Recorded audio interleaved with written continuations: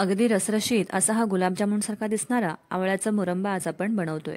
अगदी साधी आणि सोपी पद्धत आहे। चला तर मग रेसिपीला सुरुवात करूया। हे पहा, सुरुवातीला इथे मी 300 ग्राम इतके आवळे घेतलेले आहेत। आवळे घेताना शक्यतो असे मोठे आणि थोडेसे पिवळसर रंगाचे आपल्याला घ्यायचे आहेत। मोठ्या आवळ्यांच्या तुलनेमध्ये छोटे जे आवळे असतात ते थोडेसे कच्चे आणि जास्त तुरट असतात। आता हे आवळे 2 ते 3 पाण्यामध्ये स्वच्छ धुवून घेतले आहेत। आता यांना आपल्याला वाफवून घ्यायचं आहे। यासाठी कढईमध्ये साधारण 3 ग्लास इतकं पाणी मी घेतलेलं आहे। छान अशी पाण्याला उकळी आली की चाळणीवरती आपल्याला हे आवळे अशा पद्धतीने पसरवून घ्यायचे आहेत। यावरती झाकण ठेवून जवळपास 15 मिनिटांसाठी मध्यम आचेवरती आपल्याला याला वाफवून घ्यायचं आहे, हलकेसे फुटेपर्यंत। हे बघा, 15 मिनिटांनंतर आवळ्याचा रंग देखील थोडा फिकट झाला आहे आणि हलक्याशा यांना चिरा देखील आलेल्या आहेत। यापेक्षा जास्त सॉफ्ट किंवा यांच्या पाकळ्या वेगळ्या होईपर्यंत याला शिजवू नये।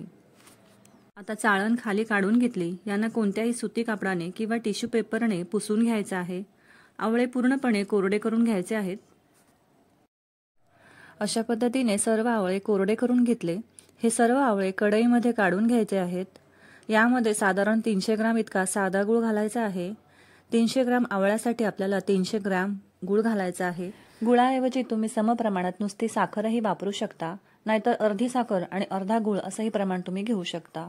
आता हा गूळ आपण असा पसरून घ्यायचा आहे। आता यामध्ये आपण घालणार आहोत 2 मोठे चमचे इतकं साखर घालायचे आहे। गुळामुळे थोडा काळपटपणा आवळ्यांना येतो, तो येऊ नये म्हणून साखर इथे आपण वापरलेली आहे। आता अर्धा चमचा आपण इथे मीठ घातलेलं आहे। आता लगेचच कढई गॅसवर ठेवली। गॅसची आच आपल्याला अगदी स्लो करून घ्यायची आहे। गूळ आणि आवळ्याचं मिश्रण वर खाली करून घ्यायचं आहे, साधारण 1 मिनिटभर। सुरुवातीला साधारण 5 ते 7 मिनिटांसाठी झाकण ठेवून द्यायचं आहे।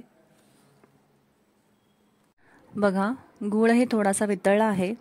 पुन्हा हलकंसं परतून घेतलं आणि माझ्या लक्षात आलं की आवळ्यांना पाकात टाकण्याआधी फोकने किंवा टूथपिकने आपल्याला होल करून घ्यायचे आहेत। याने काय होतं तर जो पाक आहे ना, तो आतपर्यंत असा मुरला जातो आणि आवळे अगदी रसरशीत तयार होतात।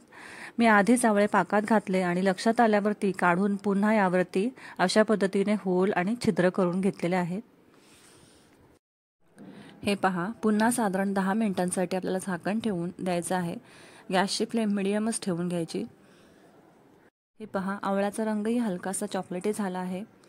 मधून मधून झाकण उघडून आवळे वर खाली करून घ्यायचे आहेत, जेणेकरून पाक जो आहे तो करपणार नाही।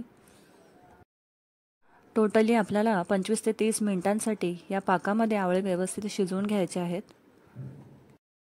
पुन्हा मी साधारण 10 ते 15 मिनिटांसाठी हा आवळा झाकण ठेवून शिजवून घेतला आहे। आता झाकण काढल्यानंतर तुम्ही पाहू शकता आवळा अगदी गुलाबजामुन सारखा दिसत आहे।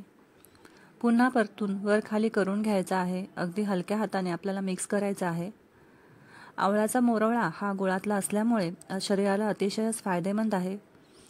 अगदी बरणीमध्ये साठवून तुम्ही हे वर्षभर याचं सेवन करू शकता।